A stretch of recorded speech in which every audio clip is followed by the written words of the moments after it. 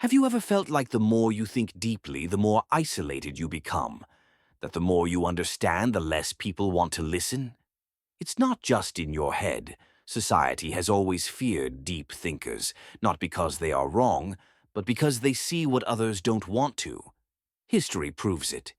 From Socrates to Nietzsche, from Galileo to Tesla, brilliant minds have been ridiculed, silenced, or ignored. Not because they lacked intelligence, but because they made people uncomfortable.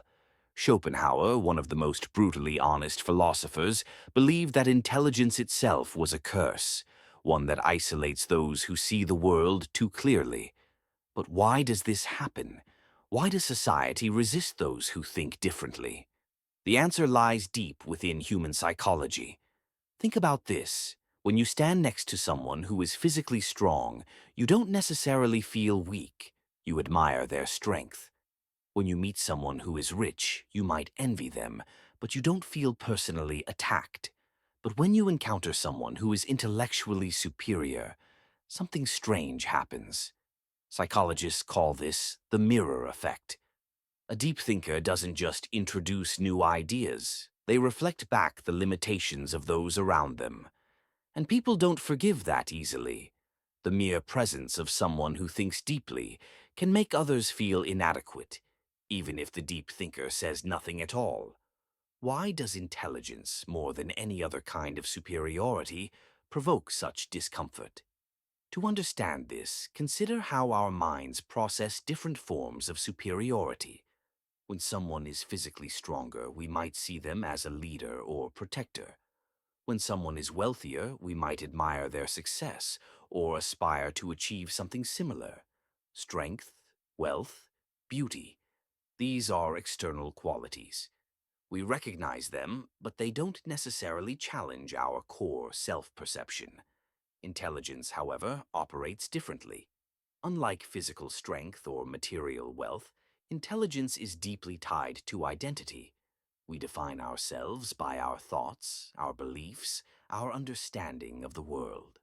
When we meet someone who thinks on a deeper level, someone who questions what we take for granted, it can feel like a direct attack on our sense of self. Instead of admiring intelligence, many people subconsciously resist it, not because the deep thinker is arrogant or dismissive, but because their very presence forces others to confront their own limitations. This is why, throughout history, deep thinkers have been pushed to the fringes of society. Their insights don't just challenge ideas, they challenge egos.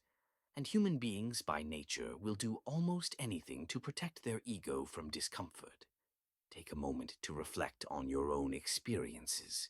Have you ever tried to introduce a deep or complex idea in a casual conversation, only to be met with blank stares or awkward silence? Have you ever noticed how people quickly shift topics when discussions move beyond surface-level chatter? This is not just coincidence, it's a defense mechanism. When people encounter a deep thinker, their mind goes into self-preservation mode. Instead of being curious, they resist. Instead of engaging, they dismiss. This is why intellectuals, philosophers, and visionaries often find themselves isolated. Not because they want to be alone, but because society pushes them away.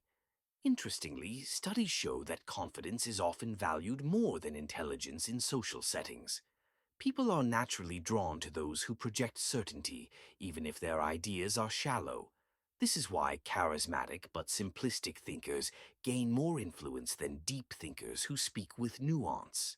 History is full of examples: populist leaders, motivational speakers, and viral influencers who thrive by telling people what they want to hear, rather than challenging them to think critically. Meanwhile, those who question widely accepted beliefs often struggle to find a broad audience. This is the paradox of intelligence. The more someone seeks truth, the more they become disconnected from the majority. The mirror effect doesn't just reflect society's limitations. It highlights why society resists change in the first place. But the question remains: if intelligence is so threatening, is there scientific proof that people actually fear it? Modern neuroscience backs this up. Studies show that when people feel intellectually inferior, their brain's amygdala, the region responsible for fear and threat detection, becomes highly active. In simple terms, deep thinking is not just intimidating, it triggers a primal survival response, similar to what we feel when facing danger. Why does intelligence activate the same fear circuits as a physical threat? The answer lies in how human brains evolved. For most of human history, survival depended not on being the smartest person in the room, but on being accepted by the group. Our ancestors thrived in tribes where social harmony meant safety. B.